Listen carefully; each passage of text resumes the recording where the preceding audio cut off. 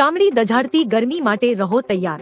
રાજ્યમાં કમોસમી વરસાદનો રાઉન્ડ સમાપ્ત થતા જ ગરમીનો પારો હાઈ થયો છે। હવામાન વિભાગની આગાહી મુજબ આગામી 7 દિવસ સુધી તાપમાનમાં વધારો થશે। સૌરાષ્ટ્ર અને કચ્છમાં ગરમ પવનો ફૂંકાશે। અમદાવાદમાં 35, ડીસામાં 37, અમરેલીમાં 37, રાજકોટમાં 37, કંડલામાં 37, ગાંધીનગરમાં 35, વડોદરામાં 35, ભુજમાં 37 ડિગ્રી તાપમાન નોંધાયું છે। 1-2 એપ્રિલ સુધી મહત્તમ તાપમાનમાં 2 થી 4 ડિગ્રીનો વધારો થવાની સંભાવના છે।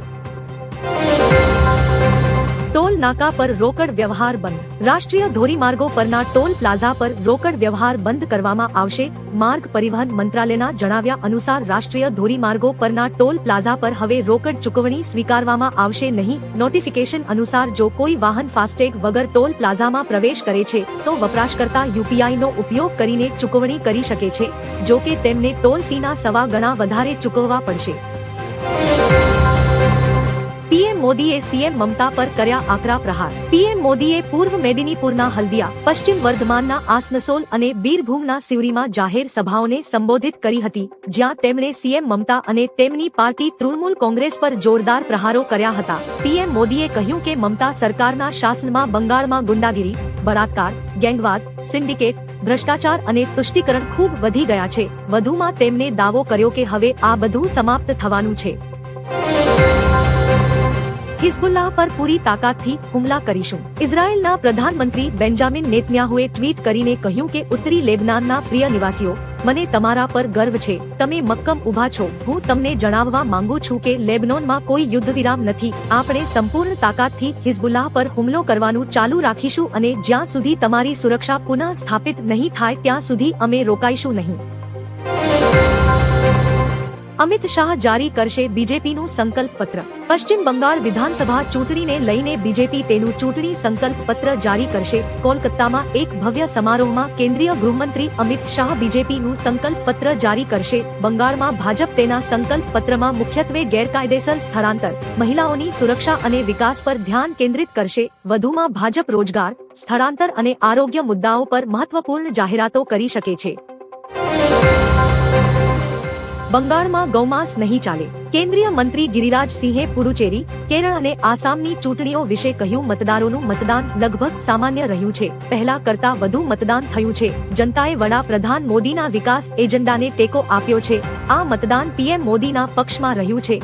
આસામમાં ફરીથી 2 એન્જિનવાળી સરકાર બનશે। બંગાળમાં ટીએમસી સરકાર ગભરાઈ ગઈ છે। ભાજપ સરકાર આવશે, માંસ ચાલશે, પણ બંગાળમાં ગૌમાતાનું કતલ નહીં થાય। મથુરામાં બોટ પલટી જતા 9 લોકોના મોત। મથુરામાં યમુના નદીમાં એક બોટ પલટી હોવાના સમાચાર સામે આવ્યા છે। નદીમાં ડૂબી જવાથી 9 પ્રવાસીઓના મોત થયા છે। બોટમાં કુલ 30 મુસાફરો સવાર હતા। ઘટના બનતા જ બચાવ કામગીરી હાથ ધરવામાં આવી હતી। એક પછી એક લોકોને બહાર કાઢવામાં આવ્યા હતા। ગુજરાત પોલીસ દ્વારા ભારતનું પ્રથમ નારીત એઆઈ ટૂલ લોન્ચ। ગુજરાત સરકારે નશાના કારોબારને જડમૂળથી ઉખેડવા માટે આર્ટિફિશિયલ ઇન્ટેલિજન્સનો સહારો લીધો છે। ગુજરાત પોલીસે નારીત એઆઈ નામનું અત્યાધુનિક ટૂલ લોન્ચ કર્યું છે। આ ટેકનોલોજીનો ઉપયોગ કરનાર ગુજરાત દેશનું પ્રથમ રાજ્ય બન્યું છે। આ ટૂલથી એનડીપીએસ કેસોની તપાસ વધુ વૈજ્ઞાનિક અને પુરાવા આધારિત બનશે, જેથી પ્રક્રિયાત્મક ખામીઓ ઘટશે અને સજાનો દર વધશે। બંગાળમાં ભાજપનો ચૂંટણી ઢંઢેરો। પશ્ચિમ બંગાળમાં વિધાનસભા ચૂંટણી પ્રચાર પૂરજોશમાં ચાલી રહ્યો છે। કેન્દ્રીય ગૃહમંત્રી અમિત શાહે આજે ભાજપનો ઢંઢેરો બહાર પાડ્યો છે। ભરોસા પત્રમાં બેરોજગાર યુવાનોને માસિક 3000નું નાણાકીય ભથ્થું આપવાની, 6 મહિનાની અંદર યુસીસી લાગુ કરવાની તેમજ બેરોજગાર યુવા અને મહિલાઓ માટે નવી તકો ઊભી કરવાનું વચન આપ્યું। આ વખતે ભાજપે તેના ચૂંટણી ઢંઢેરાને સંકલ્પ પત્રને બદલે ભરોસા પત્ર નામ આપ્યું છે। લેબનોન અંગે ભારતનું નિવેદન। લેબનોન અંગે ભારતે જણાવ્યું હતું કે લેબનોનમાં શાંતિ અને સુરક્ષા જાળવવામાં રોકાયેલા યુનિફિલમાં સૈનિકોનું યોગદાન આપનાર દેશ તરીકે મોટી સંખ્યામાં નાગરિક જાનહાનિના અહેવાલો ચિંતાનો વિષય છે। ભારતે હંમેશા નાગરિકોની સલામતી અને સુરક્ષાને સર્વોચ્ચ પ્રાથમિકતા આપી છે। આંતરરાષ્ટ્રીય કાયદાનું પાલન, રાષ્ટ્રોની સાર્વભૌમત્વ અને અખંડિતતાનો આદર કરવો જરૂરી છે। અમારું દૂતાવાસ તેમની સાથે સતત સંપર્કમાં રહે છે।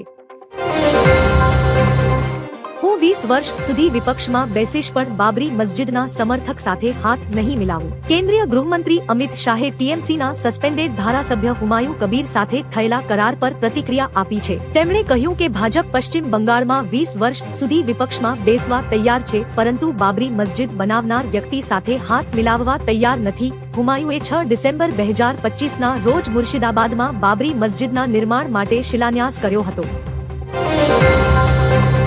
વડાપ્રધાન મોદીએ મથુરામાં બોટ પલટી જવાથી 9 લોકોના મોત પર શોક વ્યક્ત કર્યો. વડાપ્રધાન નરેન્દ્ર મોદીએ ઉત્તર પ્રદેશના મથુરામાં બોટ પલટી જવાથી 9 લોકોના મોત પર દુઃખ વ્યક્ત કર્યું છે. તેમણે કહ્યું, આ દુર્ઘટના વિશે સાંભળીને મને ખૂબ જ દુઃખ થયું છે. જેમણે પોતાના પ્રિયજનો ગુમાવ્યા છે તેમના પ્રત્યે મારી સંવેદના. ઉત્તર પ્રદેશના મુખ્યમંત્રી યોગી આદિત્યનાથે પણ અકસ્માત પર દુઃખ વ્યક્ત કર્યું અને સંબંધિત અધિકારીઓને રાહત કામગીરી હાથ ધરવા નિર્દેશ આપ્યો. અમરનાથ યાત્રા 2026 માટે નોંધણી 15 એપ્રિલથી દેશભરમાં શરૂ થશે. 2026માં અમરનાથ યાત્રા માટે નોંધણી 15 એપ્રિલથી સમગ્ર ભારતમાં શરૂ થશે, જેનાથી યાત્રાળુઓ 550થી વધુ નિયુક્ત બેંક શાખાઓમાં અગાઉથી પરમિટ મેળવી શકશે. આ પ્રક્રિયા દૈનિક ક્વોટા સાથે વહેલા તે પહેલાના ધોરણે કાર્યરત થશે, જ્યારે આધાર આધારિત બાયોમેટ્રિક ચકાસણી અને ઓનલાઈન પરમિટ સુરક્ષા વધારશે અને શ્રદ્ધાળુઓ માટે નોંધણીને સુવ્યવસ્થિત કરશે. ટીએમસીનો પાપનો ઘડો ભરાયો છે, માફિયા રાજ ખતમ કરીશું. પશ્ચિમ બંગાળમાં ચૂંટણી સભાને સંબોધતા પીએમ મોદીએ મમતા સરકાર પર પ્રહાર કરતા કહ્યું કે ટીએમસીના પાપનો ઘડો ભરાઈ ગયો છે. તેમણે ઉમેર્યું કે રાજ્યમાં ગેરકાયદે કોલસા અને રેતી ખનનને કારણે વિકાસ અવરોધાયો છે. પીએમએ ભ્રષ્ટાચારની તપાસ અને 7મા પગાર પંચના અમલ સહિત 6 ગેરંટી આપી બંગાળને તૃણમૂલ મુક્ત બનાવવાની અપીલ કરી.